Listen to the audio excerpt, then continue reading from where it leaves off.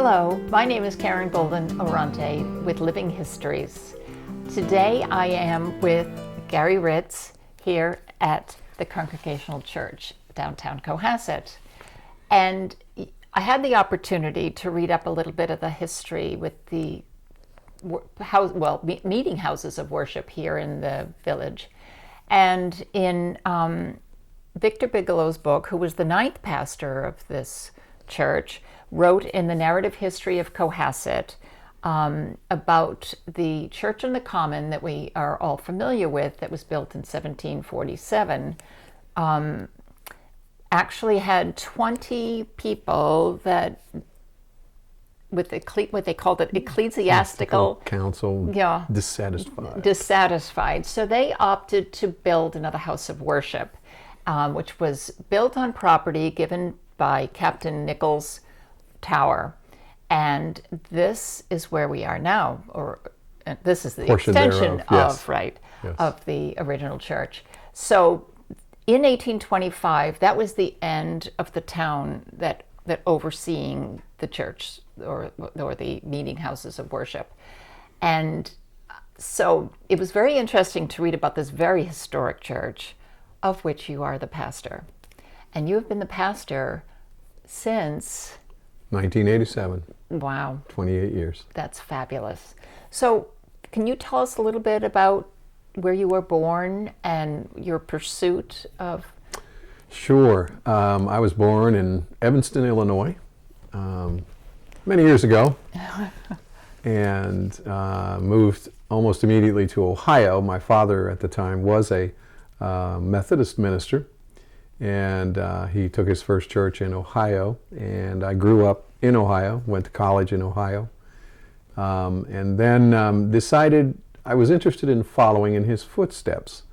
Very much a part of the church. It was a part of my life, and so ended up in Denver, Colorado at Iliff School of Theology, and then graduated from there, was ordained, and came back to Ohio as a Methodist, and then had several experiences in the Methodist church, then wanted to go back to school. And my wife, Judy, said that, well, if we're going to be poor, I want to live in some place beautiful. And at the time, she was very much interested in lighthouses. So BU in Boston had a great program that I wanted to sign up for at the School of Theology there. So I signed up, was accepted, and needed a job. So I started looking around, and BU had a list of openings around the area, and the one that was most attractive was in Annisquam, up on Cape Ann. So we came out here to interview, and once Judy saw the town, she said, "You better get this job." And there was a lighthouse. And there was a lighthouse in Annisquam. Yeah, Annisquam Light, very famous in painting. So yes, we got the job. I started going to school. We moved out here. I started going to school. Our daughter was born at Addison Gilbert there in Gloucester. And then 2 years, I was going to move on from school. The program wasn't quite what I expected. So because I was a Methodist appointed to attend school, I needed to return to Ohio. We got back to Ohio. After about a year, we said, it's probably not going to work here. And at the same time, I was becoming a little frustrated with the theology of the Methodist Church, which was becoming increasingly conservative. I myself, my wife calls me a traditional liberal. I like tradition, but I'm also theologically very liberal. So we thought, why don't we look at the United Church of Christ, which is known for its openness and open theology. So I did that, and at the same time explored churches here in New England, and we moved. Then our first church was in Fairfield, Connecticut, Greenfield Hill Congregational Church. I was the associate minister there, in charge of the youth program. And probably coming up later, that's where Judy and I found the Appalachia Service Project. It was actually a part of my job description. If I was to be their minister, I would continue the Appalachia program. So that's where we were introduced to that. And then after about 4.5 years, I decided it was time to find my own pulpit, my own church on my own. So we began to look around all of New England, and eventually ended up here in Cohasset, Massachusetts, albeit 28 years ago. So it's been a wonderful journey, and this church has been a wonderful experience for all of us here. It's really great. So now, when you arrived here in 1987, you brought with you your experience of the ASP program. Mm-hmm. Yes. And so how did that come to fruition here at this new church? Judy and I both really wanted to continue it because it had become very meaningful for us, having done it already 3 times there in Fairfield.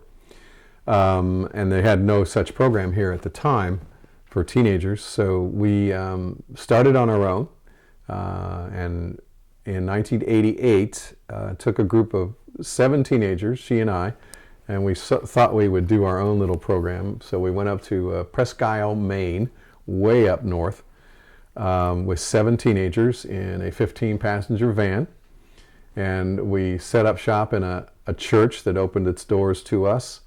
And in the meantime, in preparation, I had contacted the social workers in the area, asking if there were some families that we might be able to help, do some minor construction for and help out. So they found us a family of the Micmac tribe of Native Americans, and we put on a new roof on their house out in the country. And at the same time, this group of Native Americans was very kind to us and showed us their culture, and took us on a walk up through their mountains that they were so proud of. And it was a wonderful experience. And from there, with those 7 teenagers, it began to grow. We found Appalachia, it was very hard to pull all that off on our own. So we decided that we would go back to Appalachia Service Project, and with them they found the people, they would cook the food, they set up the lodging, so that was that was a very difficult task for us. So the following year we went to Appalachia, and then we've been growing ever since, and are taking a record number this year of over 200 people to Appalachia with 5 coach buses. Wow. Which will take us down there, so we're excited about that. Absolutely. You know, some of the photographs that I saw in your archives, it's amazing. We have, now this was, I don't know what southern town, this state this was in, this that particular picture one. is in Winchester, Virginia, on our way back. Okay. So this is where we stay overnight. What is amazing is to see the amount of smiles on the kids' faces, and what they're, and these that will show up close, but them taking naps, because what they're doing is just what they're not used to. Well, first off, what they're not used to. But, I mean, they're with power tools and saws and drills and reciprocating saws and hammers, and on the roofs putting up asphalt shingles, and it's amazing. But they're doing it with a smile on their face. Yes. They're having fun. Yes. And having children go on the ASP once or twice, they come back. They've learned something, not just about, where the place that they've gone, the culture that they've experienced, or how other people live, but they think that they've learned something about themselves that they didn't know was there. Yep. And I will always remember, I told you this, the letter that we got as parents was to not ask, don't inundate them with questions. Wait for them to come to and speak. And I thought, well, I know my son, but he was not communicative in the beginning. I mean, I really needed him to digest everything and have it all sink in. Okay, well, now I'm back in Cohasset, where I have a roof over my head, and there's stairs literally that go into my front of my house, not a ladder. So Yeah. And it was very difficult for them to adjust to that living, but recognizing what they have as well. Yeah. So it's just an amazing, amazing project that you've introduced to Cohasset. Yeah. And I think anybody who's been on it will say in years to come that was definitely one of the most Yeah. And amazing we guarantee experiences. that the kids will change. Yeah, Some greater than others, yeah, but there'll be a shift inside that, Yeah. that happens to them because of what they see, and because of their ability to help. You know, you can't buy that. no. You know, it's just really great to, their hands have made a difference in someone's life. Yeah. And that's great. That's good stuff. So I'd like to know if we could go to the library where we can just take a look at the other pastors that have Yes. been in this church, served this church. But I just wanted to show this book, which was pretty phenomenal. This is the records of the Second Congo Church, which is fascinating to see the photographs of the church from the beginning and pictures of different pastors, or as the church has grown and added on. Yeah, it started out as a one-story house of worship with one room. And then over the years they needed more room, so they actually jacked it up off the ground. I think there's some pictures in there with that. I think it was 8 or 9 feet, and then built a room underneath it. And then each, probably 20 years or so, there was another addition put on, and this is the final one here, built in 1989, and we dedicated it in 1990. Well, it's in the letters and the noting of the monies taken in. Yeah, the minister, I believe, was paid $600 a year when they started back in the day. Wow. Yeah. And the annual report is all done in this beautiful penmanship. Mm-hmm. Wow, it's really a very interesting book.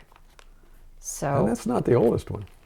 but this one is from 1927. Right. Yeah, they certainly. It's 100 years later. Yeah. No. Is it? Yeah. Yep. And this is just like a decade's worth. Right. So we have 1 decade here in this book, and this has been around for a lot more than 1 decade, this church. So can we go into the Let's library go and to the take a look library. and see? Sure. Wonderful.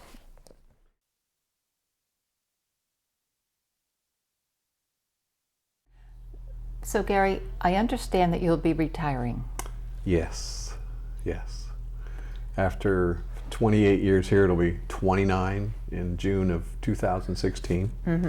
And probably, let's see, about 46 years in the ministry. Wow. Yeah, so very special time for us, and the church too. They know, everybody knows. I put it out in the open because I didn't want to be, by myself thinking about it. So, or keeping. Some people know, some people don't know. So, it was announced, and so Judy and I are trying to make some plans and figure out what comes next. And then the church at the same time will begin a search process and interview pastors and from around the country at their invitation, and then there'll be a small search committee that will pick one, and they will recommend them to the church, and then the person will come and preach. Then the church will vote whether or not to retain this pastor. In the meantime, there'll be an interim. The conference, the United Church of Christ in Massachusetts, recommends a year at least for someone who's settled. The minister has been there for so long, because there's a grief process involved, and you don't want the new person coming in and the people keep saying, well, Gary did it this way or Gary did it that way. Right. So they try to break that trend a little bit by having an interim minister who cannot become what they call the settled minister. They have to. So they're like an someone else. acting minister, Right. acting pastor. Temporary. Yep. Yep. Wow. Yeah. So this is that will be a whole new world for you. A new chapter. Yeah. Big time. For both of us. Yeah. Yeah. That's exciting, though. Yeah. That's a good. That Yeah, change is It'll be good. fun, yeah. I mean, I'll probably keep my hand in, substitute preach in different places. I can't come here. Yeah. That's a no-no professionally, to give the new person a chance. Right. But lots of openings and fill-ins and things like that. I'd rather not take a part-time, because that still ties up every weekend, which has been for 46 years. Oh. Yeah. And never a weekend unless you're on vacation. So looking forward to that part. You deserve that. Absolutely. Well, thank you. And anybody who works does. What's going to be amazing and wonderful is your portrait will be the 18th portrait here on this wall, which this will be history. This will be you are making town history, Yeah. which I think is amazing. That's fabulous. Yeah. And And I'll also have the longest tenure, oh, 29 years. wow! Yeah. Congratulations. Yeah, there's Frank Chatterton had 22 years, and then up here, Fred Stanley had 25. So I'll have 29. Wow. And people say, well, why don't you go for 30? And I'll say, I'll let the next person do Yeah. that. So Well, you know what? You belong on this wall, and I know you're in many people's hearts, which thank is you. an amazing. Thank you, Karen. And whether you're part of this church or not, you are very well known in town, and you've made a very big impression to everybody in this town that has something to do, whether it's with the church or with ASP, or just know what you've brought to this town. And I think we're all going to miss you. thank And you, Karen. I hope you remember us Oh, yes. on your next phase. Yes. So Gary, thank you so very much Thank for you, allowing Karen. me to come here and film you. And I think it's very important for the people in town to see where you reside during the week and weekends. Yes. So thank you Very again. good. Thank you, Karen. Okay. Thank you for watching Living History.